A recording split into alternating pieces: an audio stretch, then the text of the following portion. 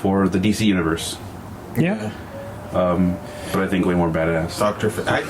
Especially because I'm a little biased. Especially if you follow. I think he gets a really good origin story in Young Justice. For a lot of, I still haven't watched that. So for a lot of people that don't know, Dr. Fate is actually an ancient spirit that lives in a helmet. Yeah, he needs a host. Yes, he needs a host to be a part of this world. Basically takes over whoever the helmet puts on. Yeah. Or whoever puts on the helmet. Yeah, so that's great, man. That's I don't know if I could see it working really good with Black Adam Yeah. because of where Black Adam comes from. I think Kahndaq is where his city, his mystical city or whatever it's called. Yeah. But it fits perfectly because Black Adam is supposed to be kind of from like the Middle East, Egypt area. So I think that's pretty cool. What casting? Who would you cast in that role, though? I have no idea. Diego Luna. He would be good, man, because he has that accent. Yeah. He would be good. And it's really Dr. Fate can be anybody. Yeah. I mean, the person could die and you'd still have the helmet. Yeah. And you could pass that helmet along to whoever. Or Gael Garcia Bernal.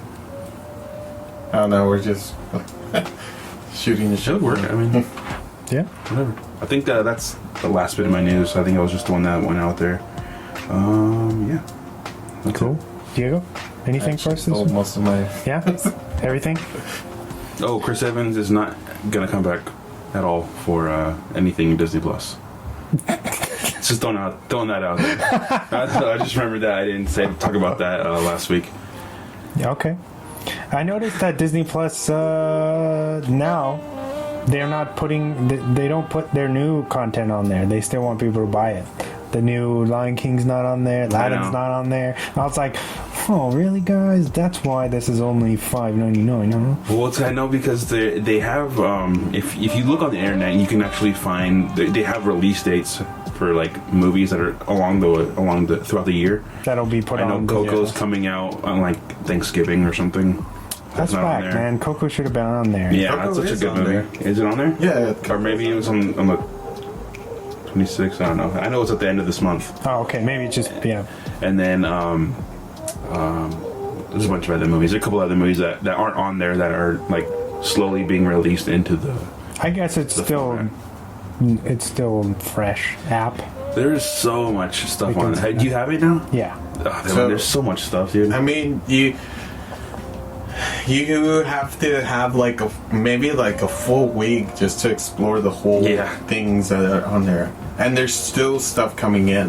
Is that true? Because I went through it and I was just like, this is cool, but I went through it. It's funny because I went through it on my phone, and then I went through it on my Xbox. I mean, my TV. I put it on my smart TV and I downloaded it or whatever. There's way more things I see on my TV than I do on my phone. maybe that's. So I don't know if that's because I was like, oh, that's it. I mean, yeah, there's like 100 movies on here, but I mean, most of them I've seen in TV shows. Yeah, like I remember. on my. For some reason on my iPad, I don't see as much content. Yeah. You have to more search it. Yeah. Like know what you're looking for. Yeah. And Yeah, so that's why I'm bringing that up because I noticed with my phone, and then I went to the TV. There was. I feel like all apps are like that. Hulu, Netflix, all of them. Exactly. Like they jump from it's going to be a different experience if you're on your PS4 as opposed to your Apple TV. Mm-hmm. You're going to get more. You're going to get different catalog. Do you wonder why they do that? I don't know. Huh? Do you know why they do that? Is it just for the format of?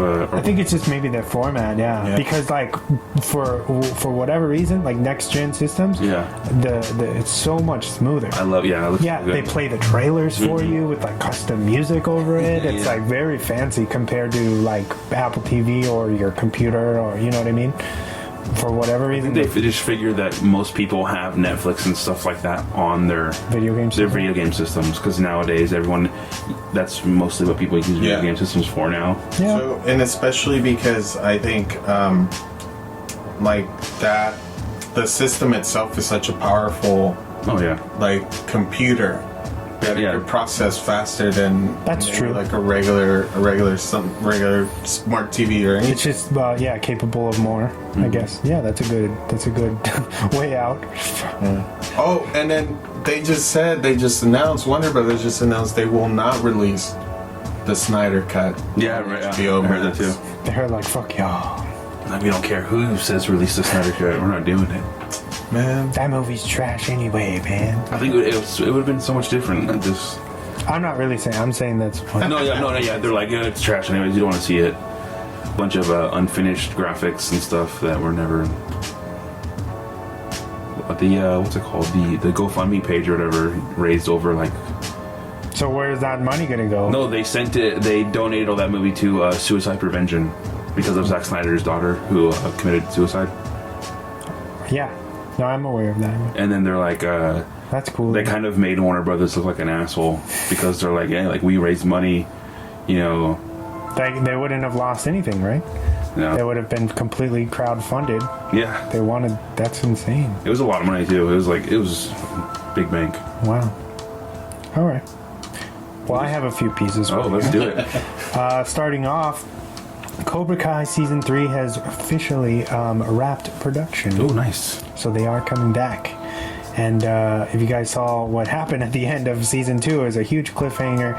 So I'm excited that they were renewed. And it's going to be amazing, just like the first 2 seasons. Yeah, nice. Deadline recently announced that not only are we getting an Invisible Man reboot by director Lee Winnell soon, but Elizabeth Banks, who directed the current Charlie's Angels film, has now stepped up to create The Invisible Woman as well. Universal Pictures are planning for Banks to star and direct in the reboot from the 1940s. Is this them? Are they still trying to? Yeah, they're universe. They're slowly trying to do again. Yeah. After the Tom the Tom Cruise this thing. At first, it was Dracula Untold. That was supposed to be the kickoff for this universe. That didn't work. And then I liked the movie, but it was like people hated it. And then they did The Mummy, which people hated. And then I think now they're doing this. Do you think because people were expecting like a reboot to like the Brendan Fraser Mummy? Brendan Fraser Mummy? Do you think that? But it still was the same. It was like the same thing with better graphics. Tom Cruise. Because Tom Cruise running around. Yeah. Because that, like, this Mummy is rebooted from like back in the 1940s, 1950s. Yeah, it's the same thing. Yeah. Like that's what like I was led to believe because I was misguided by a lot of people saying, oh, that reboot, they're rebooting The Mummy again. I'm like, why are we touching this property? Like, it's a pretty good property. That was supposed to be another kickoff to the Monster Universe, which and Johnny Depp was if he's still attached to the male version of the Invisible Man.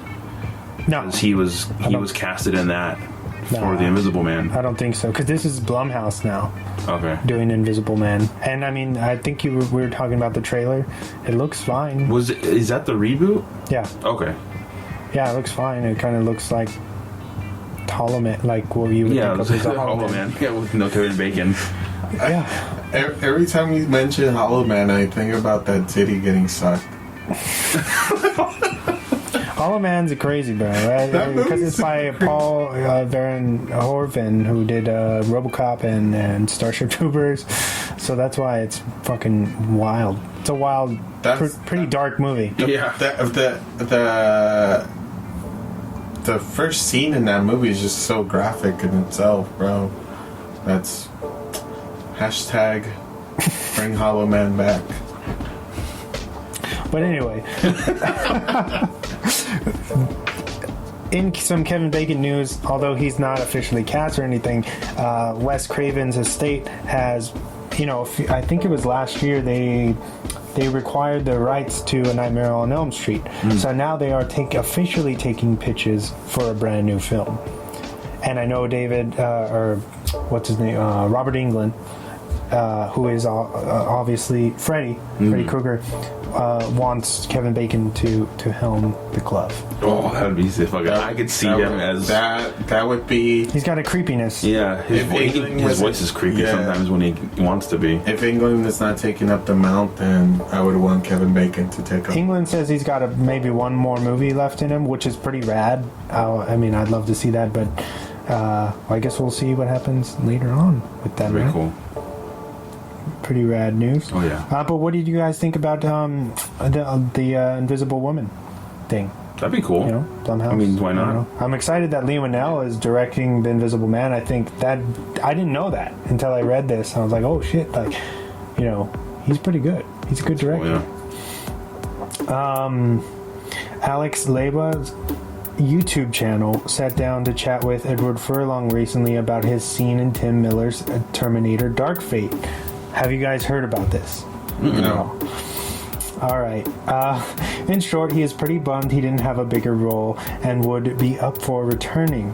If not to this franchise, perhaps maybe he'll get his foot in the door somewhere else. So he doesn't have a very big role. I won't tell you anything since you guys don't know, and it hasn't been ruined from you. So, yeah. Keep that in mind. He'd be back. Shutter Island is turning 10, and it will receive a 4K transfer in time to celebrate its anniversary. Nice. Look for it next year on February 11th, 2020. Nice. Check out that episode we just did. With Chris. Yeah. Who didn't like that movie. Yeah, fuck him. We already talked about Godzilla vs. Kong.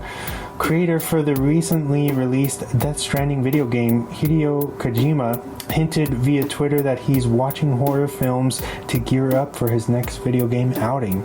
This is quite exciting after his Silent Hills project with Konami was canceled a few years back.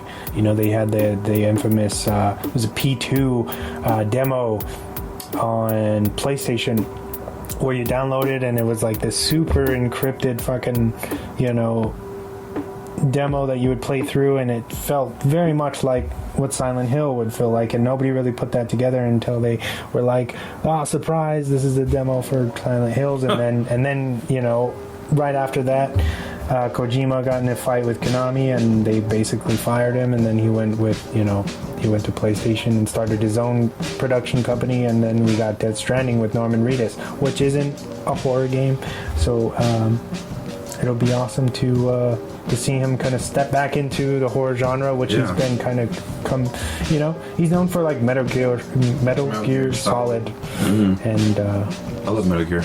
Yeah. It's fucking hard. Yeah.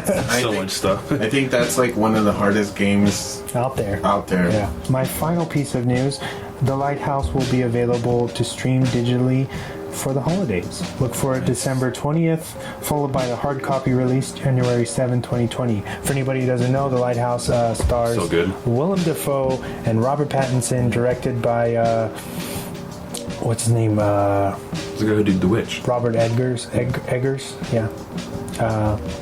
Pretty new talent. I haven't seen the movie yet. I'm kind of mad that I haven't seen it yet, but I'm stoked. It's A24, right? Yeah, it is. I think, I've heard that it's pretty nuts.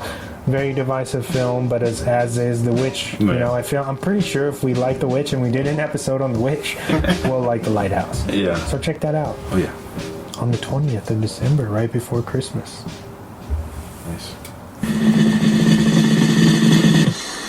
And now it's time for the weekly recommendations. All right, we toss it back to you, James. Okay. So I'm gonna kind of recycle some of the recs that you guys have already put out in the last couple of weeks. I caught up on The Mandalorian, which is fucking awesome. Yes. Have you caught up with? I'm on episode 2. I just finished episode 2 last night. Okay, 3 is gonna fucking. 3 is good. Oh man, that just makes the show kind of like it. I feel the like ending for that show, the last 10 minutes of that show of The Mandalorian, the third episode are fucking worth. I think like what I was telling Wesley, I feel like they started this pilot and then it was like, all right, how can we top this? How can we? Yeah, it's getting better and better. And it's like it's progressively getting so good. I just don't want it to get to that point where it kind of plateaus. and then you're kind of just recycling the same thing. Except this is Jon Favreau we're talking about. Yeah, I know. I have faith in him too. I'm hoping he doesn't kind of top out, flounder yeah, too early. I think that's why maybe the episodes are shorter. That's my one gripe with this series is that every episode is 32 to 39 minutes long. So they're over very quickly, but I kind of enjoy that because it's a little refreshing. You know what I mean?